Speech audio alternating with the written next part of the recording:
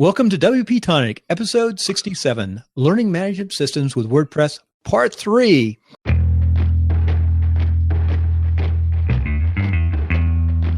And guess who's a special guest? She's back. Kim Shivler, who's got a French name. Jonathan, take it away. Oh, yes. Thanks, Bill the Wizard. We're going to continue with learning management systems, and we talked about WordPress, and now I think we're on kind of hybrid, kind of SaaS kind of WordPress plugins. Is that right, my beloved Kim? Absolutely. Tonight we were going to, originally we talked about what you could do with your WordPress website, and I'm a WordPress instructor, so I talk about that a lot. But tonight we're going to talk about some of the third-party self-hosted systems. So when you call me and you go, Kim, God, I want to offer an online course, I cannot imagine adding more to my WordPress installation. What can I do? So these are some of those third-party options that we're going to, you can build a course without having to affect your own installation of your website. All right. So I'm totally lost because I'm looking at a comment on Blab, and I shouldn't do that. I'm totally, can you say that again, Kim? I'm totally lost it. I'm sorry. I'm happy to. Yes, tonight we're talking about third-party fully hosted systems, to where whether or not you have a WordPress installation or you don't want to add something new to your WordPress installation, you can do it. These guys allow you to build the courses, launch the courses, sell the courses, all on their own site. That's what we're talking about tonight. Let's get on with this because I'm having a brain fart. Let's use my wizards. Let's drive on then, Kim. So what's the first one that we're going to be looking at? So the first one I want to talk about, we're actually not going to be looking at. I'm going to be a little goofy tonight. I just want to throw one out there. And that is that a lot of times when I hear people and they talk to me and they go, oh, I'm offering an online course and I'm using Gumroad. So that's the first one I'm going to throw out there because it doesn't fit our criteria. Gumroad is a beautiful platform for selling downloadable materials. So if you just want to sell a video or music or a PDF for download, high five, go use Gumroad. But when we talk about, if you'll go back to our last lessons and our blog post, when we talk about online courses, we're talking about something where you sign up and you go through the course online and maybe you have some good interactions. So Gumroad is purely a platform where you can upload content, sign up for an account, upload content, people can buy it and download it. So it's beautiful for, as I said, music, a plain video, an ebook. But they have this little thing called courseware, and it's truly not what in my criteria we're calling courseware, which is where we can create a program that someone goes through on our servers, etc. So I love Gumroad for what it is. They have some really nice options, but I don't think it's truly an online course platform. So then let's go to the ones that are. So please do. So some of probably the most popular one I hear people ask about is called Teachable. This used to be called Fedora. It is an online platform. It's really easy to use. I think and I'm going to be doing a guest blog post for you with this, Jonathan, too.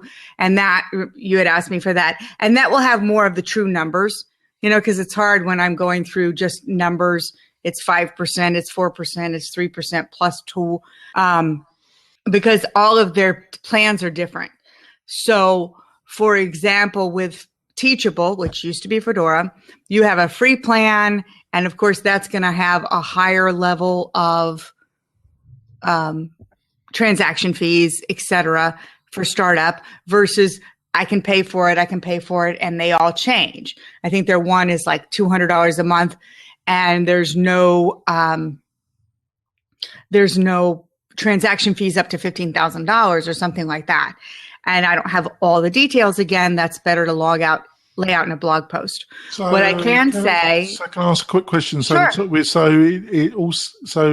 the previous one and this one, I'm getting the impression that not only do they provide, well, not the first one, because you said it didn't really apply really, but this one we're talking about, they provide the mechanisms for training, but also the shopping cart. Absolutely. And the membership functionality, it's all kind of inbuilt. Correct. It's not membership in the sense of like I'm going to have ongoing members from a week to week basis, right? If I want to build out a true membership plugin where, hey, dude, you're my member, you come join me as though I'm Facebook, and every week I give you some free content, that's different than an online course, right? An online course tends to be more finite. So there's 12 lessons or 7 lessons or whatever. So yes, the other 3, Gumroad, I kind of ruled out because even though people talk about teaching courses, all it is they're giving somebody a download. Yeah. To me, that's not truly delivering a course online. So the other 3 that I looked at that I was really talking about tonight was Teachable, which used to be Fedora. They're very well known. Udemy, that is probably the best known in the industry. Yeah. And then Teachery, that's much newer to the scope, but really still something you should look at. So they have some really good stuff going for them. And all 3 of those have a online functionality where you go in, you set it up, you build your course, you deliver your course, they handle the payments, and they give you X, Y, or Z amount back. Right. I just want to ask a quick question before we go into a little bit more detail about the free. So comparing them to the previous episode when we looked at free Pacific WordPress plugins, when it comes to functionality and ease of use, where do you place these 3 kind of online SaaS kind of hybrids compared to the solutions that we looked at last week? Functionality, I would say 3 things. First, functionality, you're almost always going to have the most when it's your own platform, right? Because if it's my WordPress installation, I can install what plugins I want. I can do what I want. I'm not determined on some other guy going, nope, you can't do that. We don't do that on our system. Sorry. So it's the functionality is probably the most still with the other. However, ease of use, if you're the one shop guy, I mean, I'm a tech girl, so it's hard to say. I'm happy to configure my own WordPress installation to do all the things I want. But if you're truly someone who I have a WordPress installation and I just want to get it done at the end of the day, maybe you don't want to add these other plugins and manage these other plugins, right? So in that case, this is really easy. I mean, honestly, I did Teachable this morning at 4:30 this morning when I first got to my desk. And within 25 minutes, I had something up and running that had my own logo, my own colors. You know, there's something to say that if you don't need super functionality and you don't want to manage it yourself. Because one of the plugins we talked about last week, was it WP Courseware, wasn't it? Mm-hmm. And you said that you were pretty impressed, drag and drop, easy. Is it still a lot more difficult than these ones that we're looking at, or are they at a kind of similar skill hardness level? Skill level, I'm going to say for the actual integration, not the integration. For the actual courseware building, they're equal. WordPress, WP Courseware is still incredibly easy, and Sensei is pretty easy too. So but we still have to add it to your WordPress installation, right? So we're talking about all the difficult road of maybe learning WordPress. Yeah, exactly. WordPress and knowing how to configure WordPress, knowing how to trust someone like you to now maintain my WordPress. So it's really more of that. Building the courses themselves is actually pretty easy. Of course, again, if you do it all on your own, you have the most functionality. Absolutely. All right. So we started with before I interrupted. So we looked at that first true one, and then I forgot its name. The second one, which is the really well-known one, Udemy. Udemy. Yeah. Now, I'd like to talk a a fair little bit about Udemy because it's pretty big, isn't it? But as a platform, not the marketing power, but as a platform, what's your professional opinion of it? Well, Udemy it's the big boy on the block. Absolutely. It's also Udemy is also a double entry in that it is an online course builder, and they have that whole functionality, but it's an online course marketplace. See, when you go to the Udemy website, you first get the information about Udemy, and then all of a sudden you're dumped into all of their courses. Most of these others, you still have to market it yourself the same way. So when it comes to learning courses, it's the kind of theme forest of learning courses. Yes, but with a better reputation, I think. Yeah, just a little bit. But it's a marketplace for learning courses. So as opposed to the others, you build it out and you still are the number one marketer. With Udemy, the cool thing is with Udemy, if you build out the course and you market it. So say I have on my site and I market it and I give you the coupon code, Jonathan, and you buy my course with my coupon code. Of course. I get everything. I get all the money except for the 3% handling fee. Whereas because it's a marketplace, if someone comes and they buy from outside, they don't know Kim Shivler, they just see this WordPress course and they buy it, I get approximately 50%. But the benefit there is people can see me that, wouldn't see me because they weren't on my website, et cetera, because it is a marketplace. There's a couple other aspects, though, of Udemy. Unlike the others where Teachable and Teachery really are your own platform. You own the platform. You're paying them. It's your platform. It's your course. You're going to market it. Because Udemy is a marketplace where they're actually going to put it out in their marketplace, they have very, very high standards. And they actually approve or not approve each individual course. So they have very specific requirements. They tell you the requirements. You have to have 60% at least video, has to be a half hour, different things that they give you. And then they look at it. And if you have too many puzz, which I know I have to work on, they shut you down. Well, so they're very, very specific, and they have very high criteria of what they accept. I've got two comments about that, a comment and a question. Obviously they need to work with the sound Nazi, my co-host. Why did I ask Bill for the information? Yeah, they need to join his course and he'll sort them out, the sound Nazi. Where you get good? Just doing what you're doing. Just come up on Blab. And the way I really learned to get good is by practicing and creating podcasts and just leaving them on YouTube. Yeah. The second comment is what you said about Udemy, them being actually a kind of, is that not so they act as a kind of trainer, really, don't they? They act as a kind of editor. So maybe in a way that's a good start because you got, it kind of makes you get up to a decent standard before you might consider doing something on your own. Keep your answer to yourself for a little while, Kim, and come. Okay, quick commercial for Share the Oils. Share the Oils in Northern Nevada. We love you. And of course, we've got to talk about WP-Tonic, your maintenance site for everything you need. So go to WP-Tonic, and Jonathan will help you with any problem you have, even if your website blows up and goes into a million pieces. And finally, don't forget to go to netcastershome.com, or better yet, you can go to podcastershome.com, or you can go right to the course at netcasting101.com. And if you sign up tonight, you'll get a great deal because you have to watch this live. And it's going to be a really crappy website, but it works. How's that? Let's back to the show. It was great until Jonathan made me crack up. Stop it, Jonathan.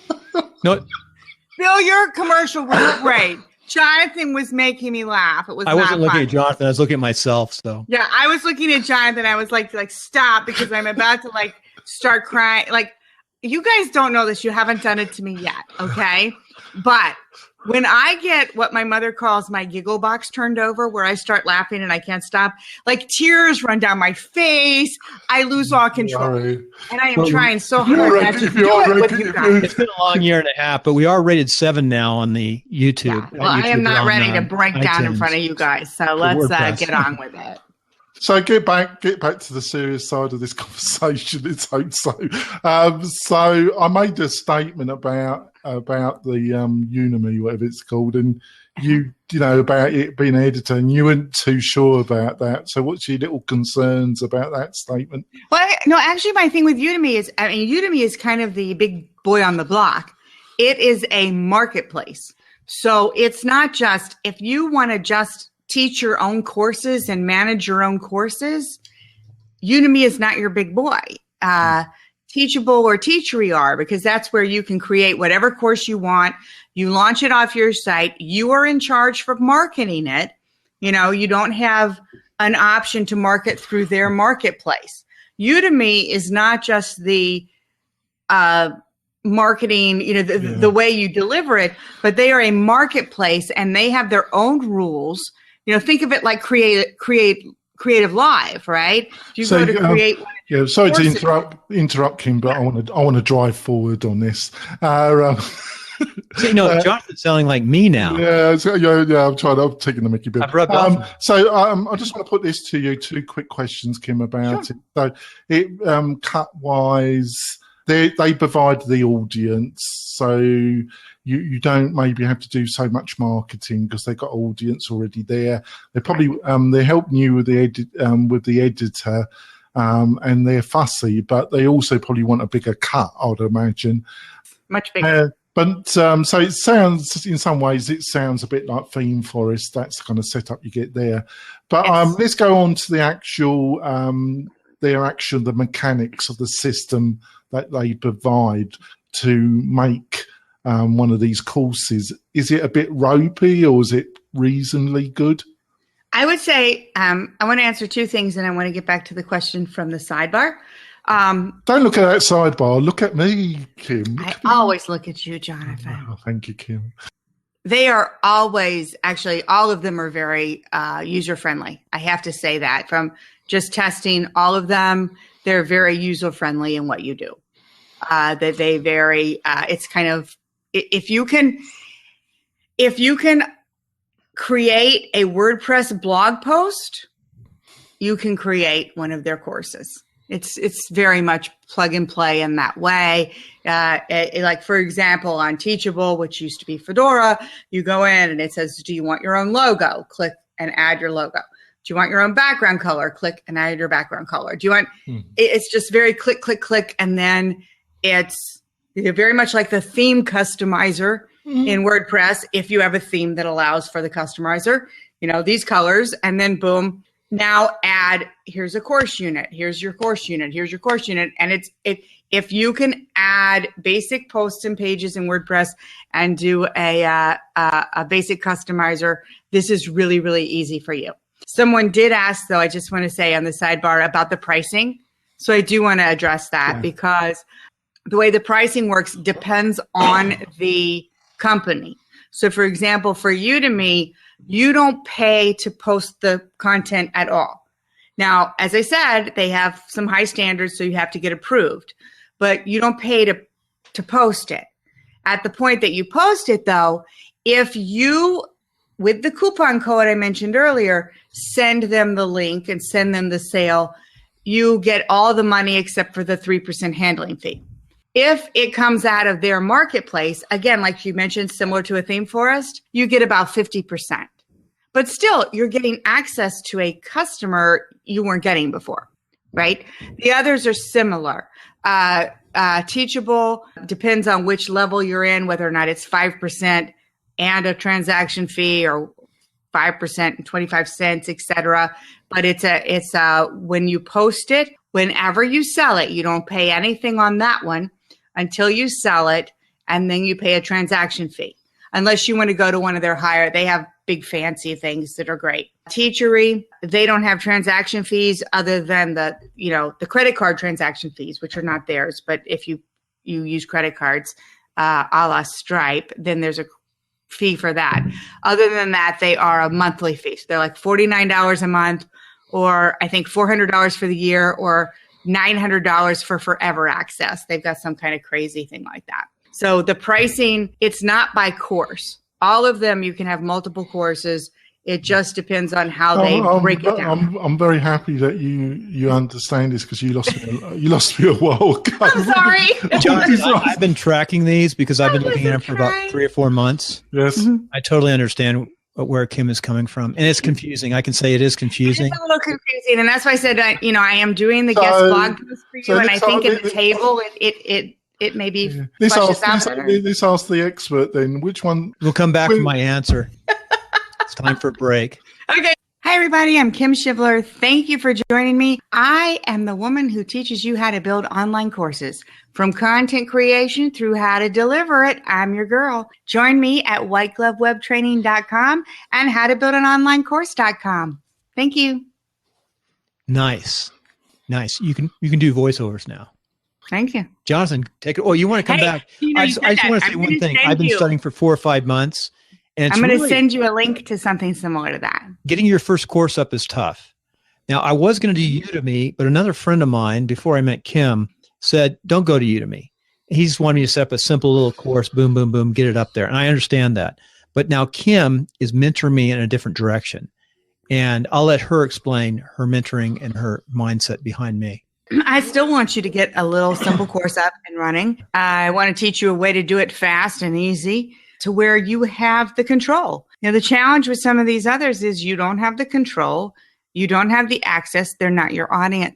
So I still want you to get it up and running fast. I am done is the new perfect, guys. That's Kim's motto. Yeah, done is the new perfect. So let's get back onto the subject, Kim, because otherwise we'll be at midnight. So of the 3 we talked about, when it comes to price, which one do you think offers the best value deal? I actually think there's a strategy play to it, okay?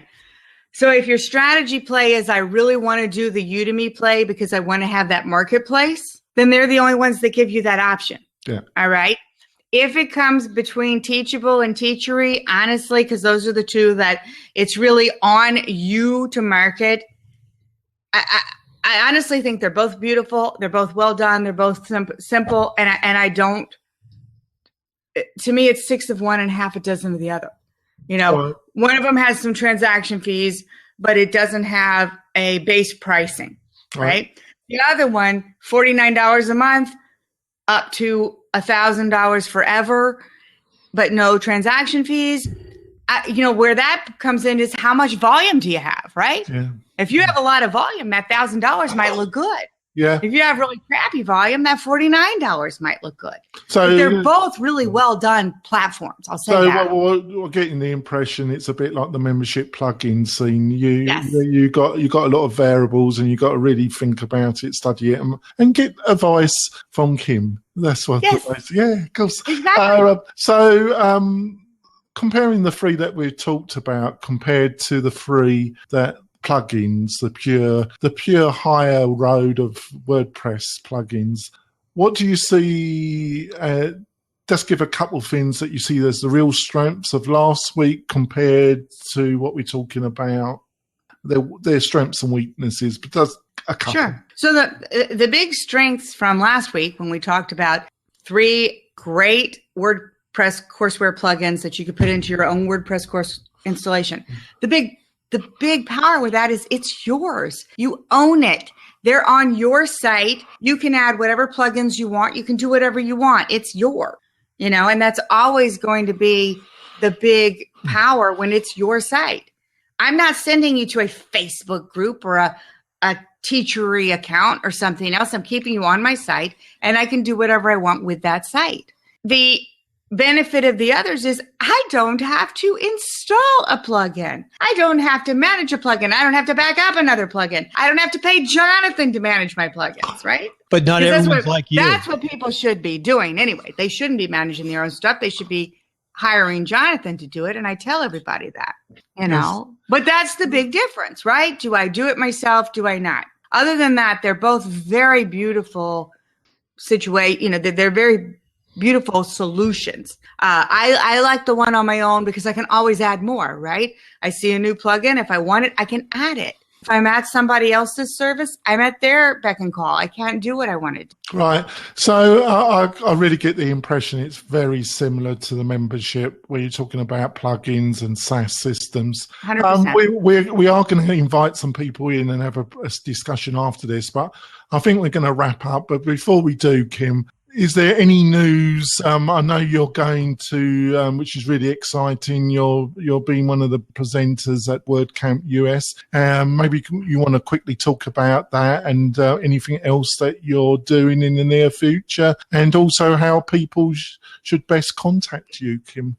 Absolutely. I am so excited to be one of the first speakers of WordCamp US, and I will be presenting on online courses. I will be presenting 3 courseware, the same ones that I actually wrote about in your guest blog post, WP Courseware, Sensei, and LearnDash. If you can't make it to Philadelphia, I think it's $10 if you want to watch the streaming conference. And I really recommend it because forget me, Matt Mullenweg does the State of the WordPress address at that conference, which is, if you're a WordPress person, kind of a big deal. So yes, I'm excited about that. You can get me at whiteglovewebtraining.com, which is where I offer concierge web training services. You can also start getting me and join my list, howtobuildanonlinecourse.com, where I'll be building out all of that. And, tweet at me because I just love to tweet, and I'll tweet back at you. I'm at Kim Shivler. That sounds great. Yeah, so, thanks, guys. I keep trying to get Matt on the show. I'm sure I'm going to be successful. He's got to sample the madness. If I meet him in Philadelphia, I will give him your card, Jonathan. Yeah, he's got to sample the WP-Tonic madness, hasn't he? I agree. Oh, I agree. Look, I heard the man be interviewed by Tim Ferriss. He can handle a little madness. He doesn't. I know he's very capable, but he's very capable. Especially when me and Bill start to bicker online. Yeah, he might shut you down at that point. There's nothing like it, is there? He might shut that one down. No, but like Kim is part of the team. Like Kim, people don't realize that Kim is like now a co-host on this show. I am part of the team. Yeah, I plan on it. Like, guys, I am part of the team now. Woo! Yeah, she's one of our featured co-hosts. Be on often, and we have that roundtable once a month, and you'll always be on that one. I plan on it. Hey, let's finish up and we'll go to the open questions. Yeah, I got Dagmar's here and a 30-plus mom. Janelle jumped in. And it's wonderful. We love to have those open questions. And if we get a really good open question, it's okay. We'll go. We're recording, and we just had a wonderful, my favorite part of developing the podcast is really, or the netcast, is the questions that the people ask from the live audience. And we just finished that. And sometimes we come up and record a couple, but we got to get better mic quality. And I was running around because I had some business to do. Let me break in here real fast. I know it was late, and Kim and I think wanted to have a cup of wine. But that said, we actually get back and talk a little bit more about WordPress and WordPress Orlando. But everyone knows, let's talk about wine. It's the wine show now.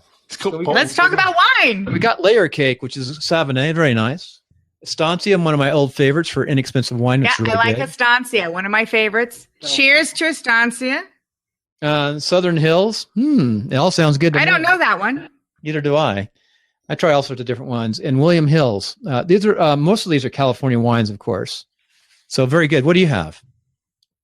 Menage a trois. So anyway, for Jonathan, I guess it's Miller time or British time or whatever they drink. But for me, it's time to go and have a nice. Lucky you're not on, you weren't on our real estate show because we had Kelly Mitchell. And she's a real wine snob. She's moved to Napa. She's now living in Napa, running a wine. I mean, this is actually a good wine. It's just a bad name. You didn't have to ask me that. I'm like, now I'm getting all red. Hey, I had a private meal with Ernest Gallo, so. Yeah. No, this is actually it's actually for a low priced wine. It's a pretty good wine, but I'm not really fond of the name because just to finish. You just come back. Which WordCamp did you go to? You were presenting Orlando. How did it go? No, I was a sponsor. I didn't present in Orlando. I was a sponsor. All right. It was really great. Really cool. We were in Orlando. It was just a nice event. That's kind of now my go-to sponsor every year. I They're real close to me, and I sponsored. Unfortunately, the second day, I have allergies, and something happened. I think it was something in my hotel room that the second morning I woke up and my eyes were like so swollen I Could couldn't easily be in a hotel even room, get out of all that bed. stuff, yeah. So I couldn't go the second day. But the first day was We wonderful. got to make a ton of money so we can go to Orlando. It was so much fun. I spent a lot of time hanging out in the happiness bar and helping a lot of people. Oh, nice. And, that's like one of my favorite things at WordCamps. And I had on my my SiteGround socks. I don't know if you guys know SiteGround. I have some. We've got tons of them. Web host. Okay. So I had their socks from last Orlando, and I was wearing the ones from Miami. And a woman I've just met once until now, we're really good friends now. We're like new BFFs. She saw me and she's like, "Oh, I'm helping SiteGround." So she took the picture of my socks and we tweeted it all out. And then I went and met my buddies at Sakuri because, Sakuri is my favorite security company. I love those guys. Good people. And so I went over, started talking to the guys, and I was looking for James, who he's one of the Sakuri guys. And at WordCamp Miami, he could not find an Uber in South Miami that spoke English. So he's trying to get someone. He's like at this hotel and he's like frantic. And I said, "Hey, you're the Sakura guy. I want to talk to you." He's like, "I just can't talk right now. I can't find an Uber that speaks English." I said, "Come with me." So I took him to the event. So now we're like, we're friends. And so the guy was funny. He's like, "You're the one who took James. He tells everyone about you." I'm so I've got to be. There's a wicked side of my English personality because I'm so tempted to take that a direction which I've learned that I'm not going to take that. What are you going to tell me? You're Where are you taking it? Cut it off. So God with.